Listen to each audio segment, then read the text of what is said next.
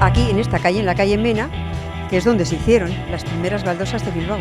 El Ayuntamiento de Bilbao tenía un taller aquí en la calle Mena y es donde se fabricaba, porque bueno, aquí había minas y la baldosa era cemento con partículas de hierro, porque la calle Mena se llama Mena porque el mineral de hierro se llama mena.